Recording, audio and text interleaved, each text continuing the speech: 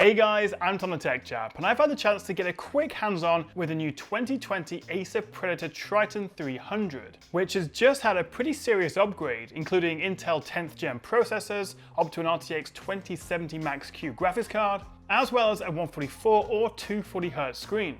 And also apparently a new cooling design that's inspired by owls. So this is the Triton 300, and it actually weighs a lot less than I thought it would. Well, okay, I'm being silly.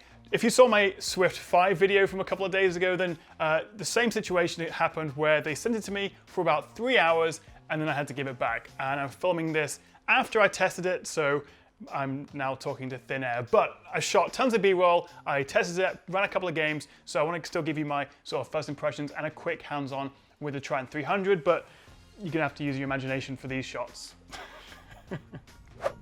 So the Triton 300 is one of Acer's relatively more affordable upper mid-range gaming laptops, coming in above the new Nitro 7 and alongside the updated Helios 300. But the Triton goes for a thin and light all SSD design, while the slightly larger Helios gets a beefier cooling solution and an SSD and hard drive setup. 240Hz screen with a 3 millisecond response time. That sounds great! So let's dive into the specs. And we now get Intel 10th gen H series processors up to the i7-10750H. That's a 6-core 12-thread chip which can be boosted to 5 GHz. So there's a choice of 4 new GPUs, the 1650 Ti, the 1660 Ti, the RTX 2060, and then the top spec RTX 2070 MaxQ. You can also spec it with up to 32 gigs of RAM, and it comes with 1 NVMe SSD and room for 2 more M2 SATA drives. As for connectivity, we get a single USB 3.1 Type-C, 3 USB 3.2 Type-A's, killer Ethernet, a mini DisplayPort and HDMI. And like last year, we also get Wi-Fi 6, as well as this one-button GPU overclocking, which I'll come back to in a second. So far so good then, but as always, it all comes down to pricing, and to be honest, in the past, the Triton series, while, as I say, relatively affordable, haven't always been the best value, and now more than ever, they've got some serious competition. I recently reviewed an MSI laptop that packed in an RTX 2060 for about $1,000, so the fact that the new Triton 300 range starts from £1,200 or $1,300, although right now as I'm filming this I don't have confirmed pricing for the whole lineup, but I'll put that in the description when I know for sure, but straight away Acer's going to have a bit of a challenge on their hands when it comes to value for money, I think. But let's put the price to one side for a second and talk about this design, which to be honest hasn't really changed that much. And it's still unmistakably a gaming laptop, especially with this Predator branding on the lid. But at just under 2 centimeters or 0.78 inches thick and weighing just 2.1 kilograms or 4.6 pounds, it's actually surprisingly portable. To be clear, this is a marketing version as opposed to a full final retail model, although it's a pretty good indicator of what we can expect, and as you can see, the screen does have quite a bit of flex, which feels a little cheap. But then I guess it also makes it a lot less likely to break in a backpack, or as you hurl it across the room in a rage quit situation. As for the screen, it's a 15-inch 1080p panel with a 144Hz refresh and a new option for up to 240Hz.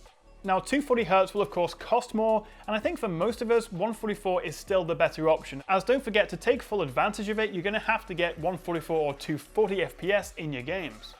Now annoyingly, I'm not actually allowed to talk about exact performance figures yet, but my unit here has the 2070 MaxQ, and if you look at other machines with similar setups, that should give you some idea.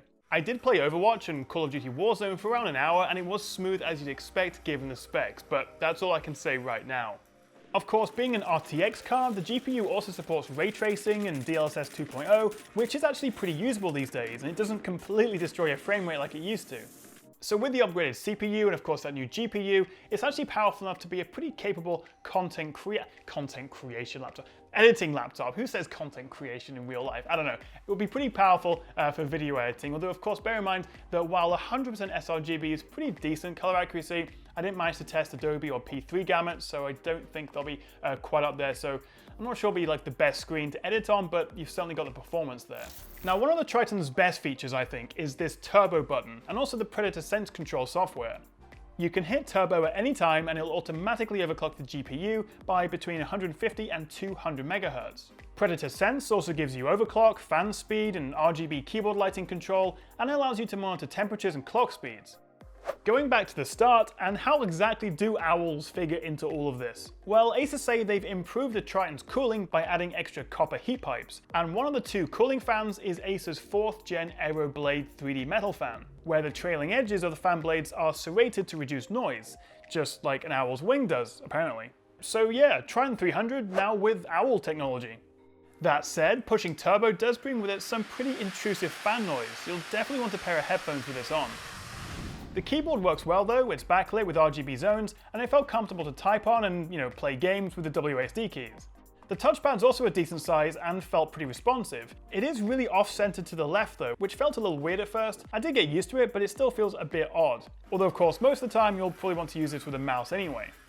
And the Triton 300 should be available pretty much right away, but US customers will have to wait until September. So first impressions, well, it's a solid upgrade in terms of performance, the design is exactly the same, and hopefully that new cooling technology will keep things, well, nice and cool, but as I said earlier, it all comes down to the pricing. Starting at £1,200 or $1,300, I guess it is relatively affordable, but we'll have to see how expensive it gets when you do spec it with that 2070 or the 240Hz screen. I would have also liked to see maybe an AMD version with a 48 or 4900 CPU. We saw that in the Zephyrus G14, and while that did get very hot in this bigger chassis with Acer's new cooling, that could actually be a really good chip, but as I say, for now we're stuck with, it's still a great processor, but we've got Intel 10th gen chips, which is absolutely fine. It really all comes down to the graphics card anyway when it comes to gaming performance. But what about you? What do you make of the new Triton 300? And are you thinking about buying a new gaming laptop anytime soon? Let me know in the comments. Thank you so much for watching, guys. Hit that subscribe button if you'd like to see more from me, including loads more laptop reviews, and I'll catch you next time right here on the Tech Chat.